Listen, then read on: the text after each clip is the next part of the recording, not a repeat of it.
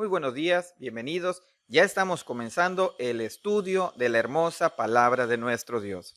El día de hoy llevará por título Una promesa de amor y estará basado en el libro de Oseas, capítulo 11, los primeros 3 versículos, así como Mateo, capítulo 2, versículos del 13 al 15. Le pedimos a nuestro Dios que por medio de su Espíritu Santo nos permita acercarnos para asomarnos a la verdad que está en su palabra y así ser edificados. También le pedimos que sane nuestra tierra y que bendiga a todos aquellos que están pasando por alguna necesidad o tribulación. Quédate con nosotros y juntos estudiemos la hermosa palabra de nuestro Dios. Oseas 11 del 1 al 3. Desde que Israel era niño, yo lo amé. De Egipto llamé a mi hijo, pero cuando más lo llamaba, más se alejaba de mí. Ofrecía sacrificios a sus falsos dioses y quemaba incienso a las imágenes. Yo fui quien enseñó a caminar a Efraín. Yo fui quien lo tomó de la mano, pero él no quiso reconocer que era yo quien lo sanaba. Amén. Mateo 2 del 13 al 15. Cuando ya se habían ido, un ángel del Señor se le apareció en sueños a José y le dijo, levántate, toma al niño y a su madre y huye a Egipto. Quédate allí hasta que yo te avise, porque Herodes va a buscar al niño para matarlo. Así que se levantó cuando todavía era de noche, tomó al niño y a su madre y partió para Egipto, donde permaneció hasta la muerte de Herodes. De este modo se cumplió lo que el Señor había dicho por medio del profeta: de Egipto llamé a mi hijo. Amén. Y vamos al punto número 1, que es denominado un llamado a ser fieles. Por supuesto que entendemos que Dios es soberano, Dios es el creador y sustentador de todas las cosas. Por tal motivo, Dios quiere que nosotros le seamos fiel a Él. ¿A qué se refiere? Pues que Él ocupe el primer lugar de nuestras vidas. No obstante, si nosotros colocamos cualquier otra circunstancia, situación, elemento o incluso persona por encima de Dios, esto sucede que afecta y rompemos la fidelidad y nos convertimos en personas que somos infieles a Dios.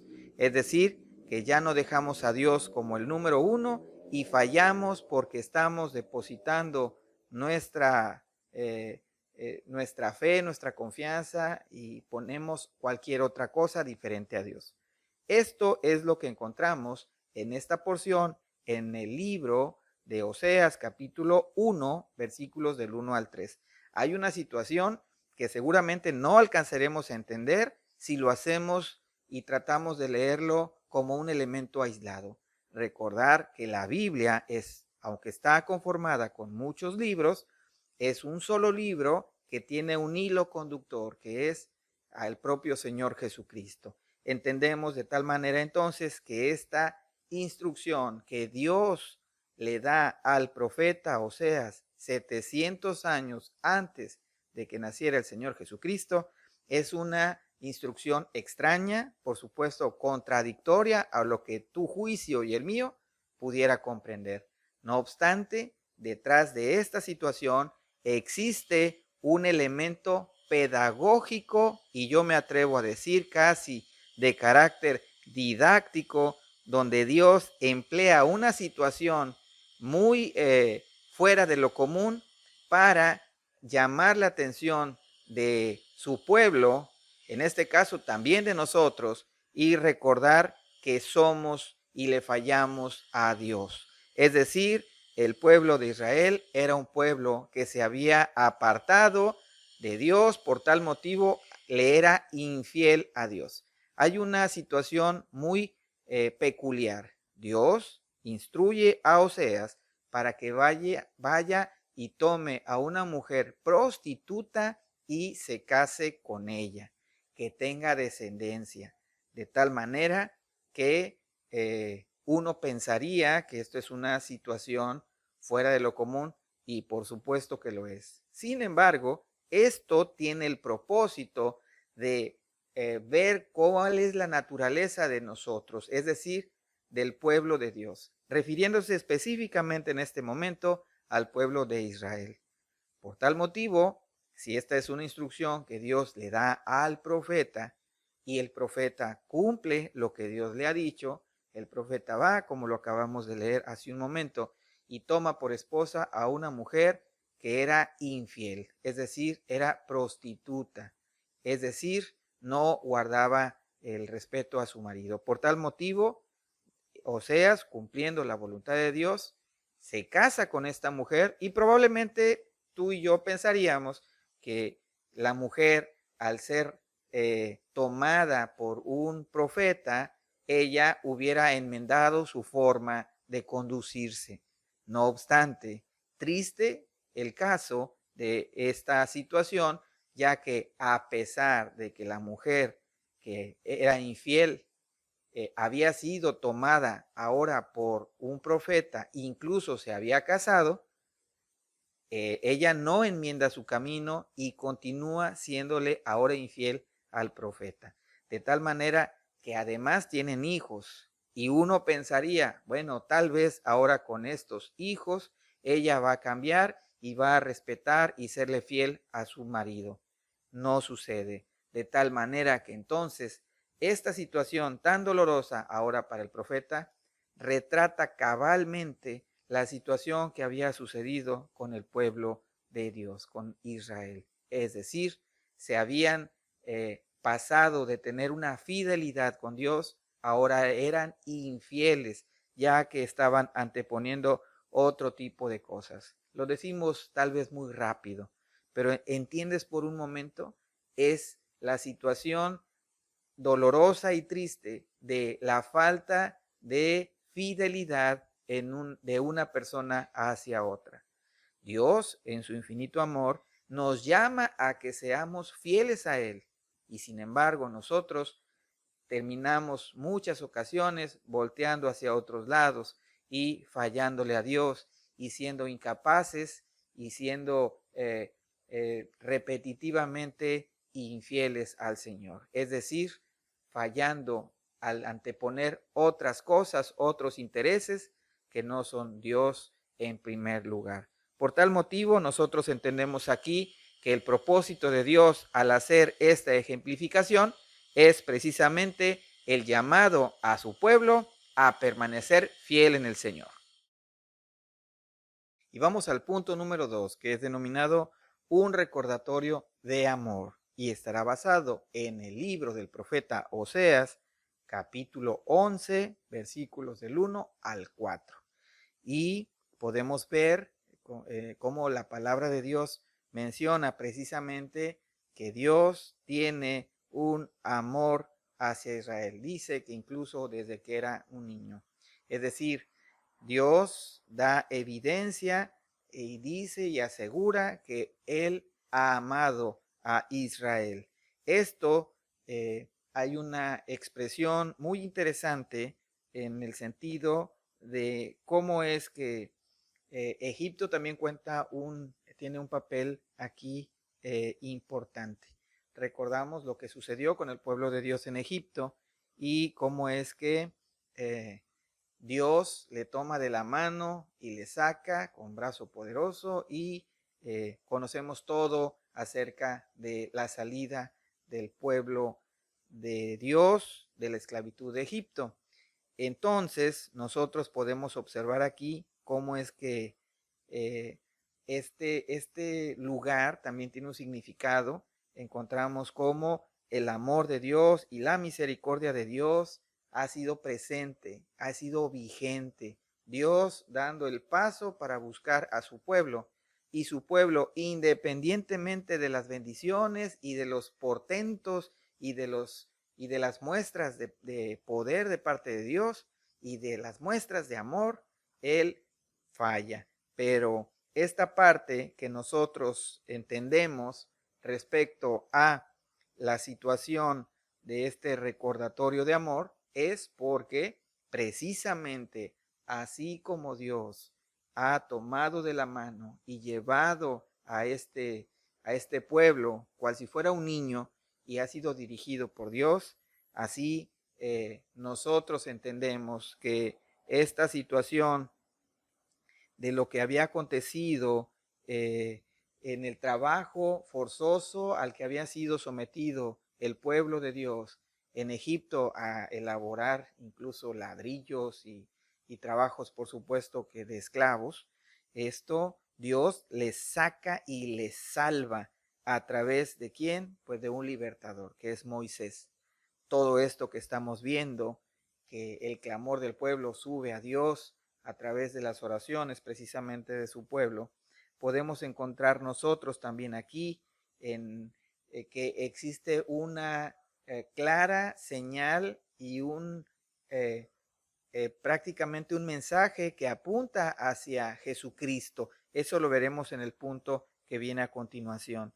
No obstante, quisiéramos decir nosotros que eh, hoy que se da tanto esta cuestión de preguntar si eres amado o no, si la gente te acepta o no, qué hermoso recordatorio de Navidad es recordar que somos el objeto del amor de Dios, porque es Dios el que nos busca y es Dios el que invierte un tiempo y es Dios el que logra a través de su obra redentora por medio de su Hijo Jesucristo que nosotros tengamos salvación y vida eterna.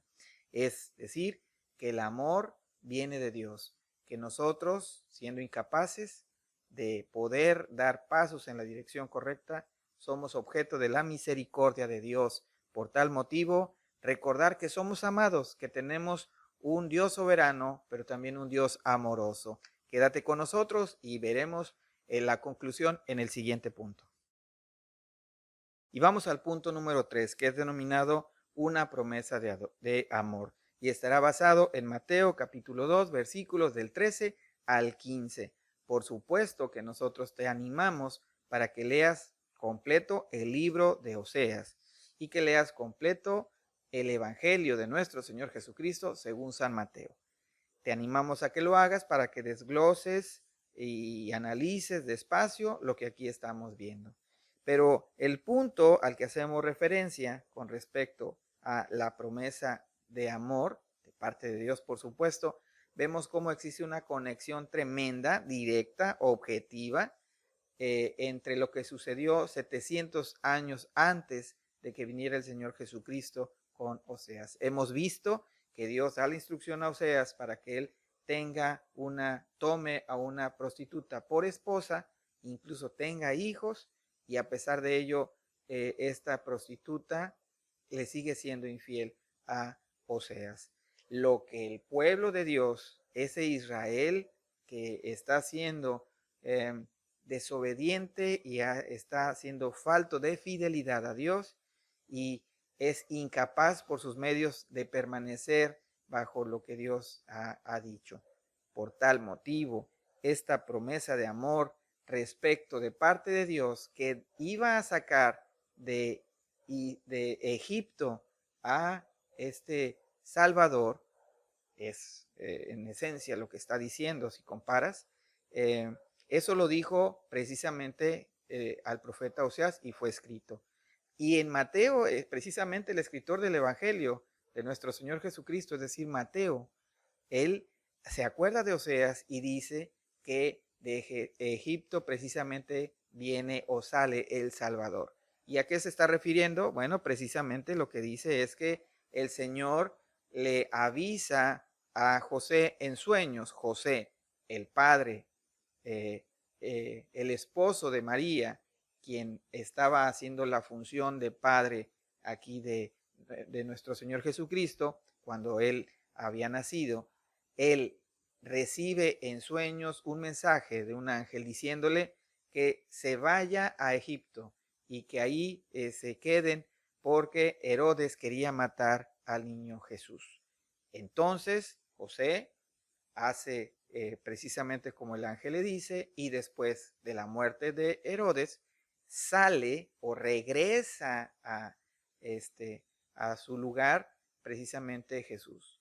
para entenderlo más fácil, por eso es que Jesús sale de Egipto, porque fue primero guardado ahí para proteger su vida.